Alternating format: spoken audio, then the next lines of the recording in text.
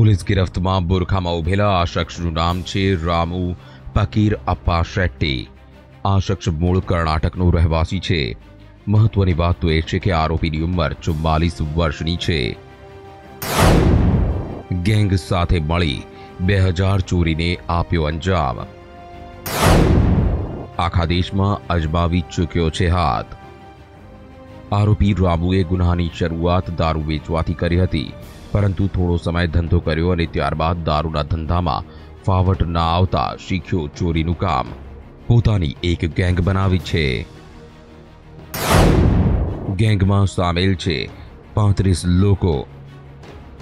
તો સૌથી ચોંકાવનારી વાત તો એ છે કે આ ગેંગમાં આરોપી રામુની પત્ની પણ સામેલ હતી।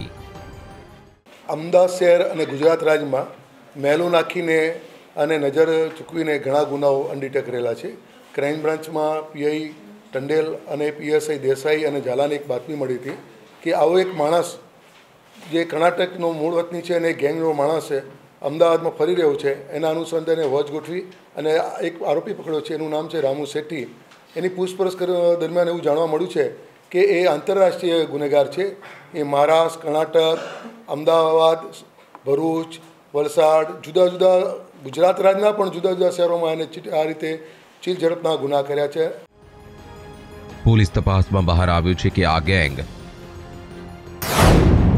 ગંદુ નાખી, કુવેચ નાખી, ટાયરમાં પંચર પાડી અને નજર ચોરી, ગાડી અથવા કોઈ પણ વાહન પરથી બેગની ચોરી કરી ફરાર થઈ જતા હતા। ગેંગ ભીડભાડવાળા વિસ્તારને પસંદ કરતી, ભીડનો લાભ લઈ કરતા પોકેટ ચોરી।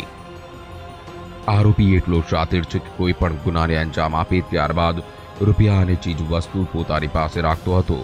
અત્યાર સુધી રૂપિયા 1 કરોડથી વધુની ચોરી કર્યા હોવાની કબૂલાત કરી છે।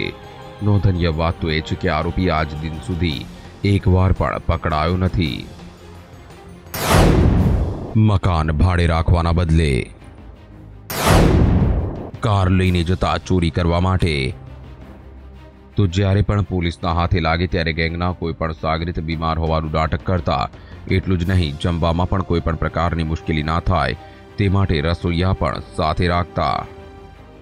કર્ણાટકમાં પણ આ ગુના કરેલા છે। આ રીતે એક નજર ચૂકવીને મહેલું નાખીને બેંકની આગળ કે મેઇન માર્કેટે જ્યાં ભરાતા હોય એ વ્યક્તિ અથવા સ્કૂટર ડેકી લઈને કોઈ માણસ જતા હોય એના પર શંકા કરે છે અને એ રીતે પોતાની ગેંગમાં માણસો રાખે છે। પોતાની પત્ની, નાના નાના બાળકો અને પોતે એક વાહન લઈને આવે છે અને જુદા જુદા વિસ્તારોમાં પોતે રસોઈઓ સાથે લઈને આવે છે અને 2-3-4 દિવસ રોકાય છે અને રેકી કરીને આ રીતે પોતે ચીલ ઝડપ કરે છે। નોંધનીય વાત તો એ છે કે હાલ તો ગેંગનો મુખ્ય આરોપી પોલીસ ગિરફ્તમાં આવ્યો છે, પરંતુ બાકીના આરોપીઓને પકડવા માટે પોલીસે તપાસ કરી છે તેજ। બ્યુરો રિપોર્ટ, સંદેશ ન્યૂઝ।